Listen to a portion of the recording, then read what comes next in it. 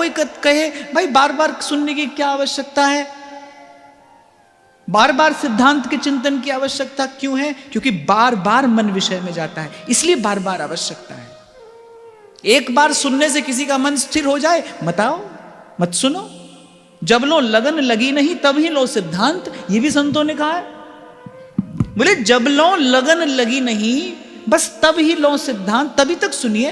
अगर आपको ऐसा लगता है कि बार बार सुनने की आवश्यकता नहीं है, मन स्थिर हो जाए भाव में, सुनिए।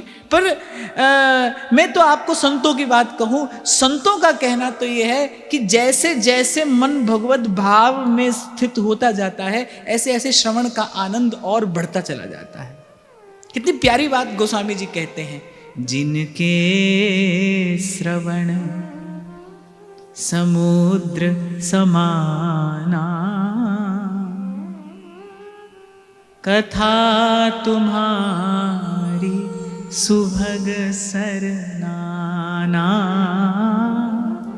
कथा तुम्हारी सुभग सरना। कितना भी पानी, असंख्य असंख्य नदियों की धाराएं समुद्र में जाकर पड़ती हैं, समुद्र कभी ये नहीं कहता बस भाई बहुत हो गया।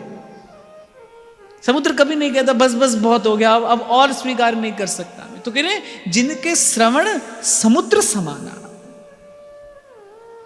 और एक और बात, रामचरित जे सुनत अघाही,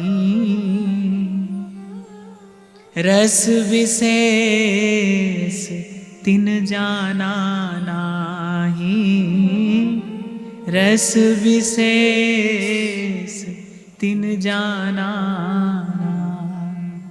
मैं उस दिन भी महाराज श्री से बात कर रहा था कि शायद YouTube चैनल पर मेरे 3 या 4 स्थानों पर कहा गया मीरा चरित्र होगा। वही मीरा जी का चरित्र है जो अलग अलग स्थानों पर कहा गया। आप उसको सुनिए, आपको हर बार कोई ना कोई नई बात उसमें मिलेगी। मुझे ही मिलती रही, मैं कहने वाला हूं, पर मुझे हर बार कोई ना कोई नई बात मिलती रही। यही तो भगवान के नाम और रूप की विशेषता है, विशिष्टता है, यही तो उसकी विलक्षणता है। दिने दिने नवम नवम नमामि नंद संभवम, जो कभी पुराना नहीं पड़ता, कभी पुराना नहीं पड़ता। एक उदाहरण दूं आपको, समुद्र के किनारे खड़े हो तो आपको बार बार आकर लहर छुएगी, है तो लहरी पर हर बार नहीं है, वो हर बार नहीं। ऐसे जितनी बार दर्शन करो, जितनी बार श्रवण करो, उतनी बार नया है।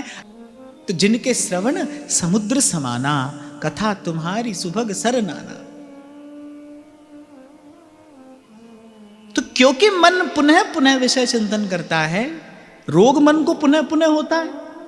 जितनी बार रोग पनपेगा उतनी बार औषधि की आवश्यकता पड़ेगी, उतनी बार सुनना होगा, उतनी बार विचारना होगा।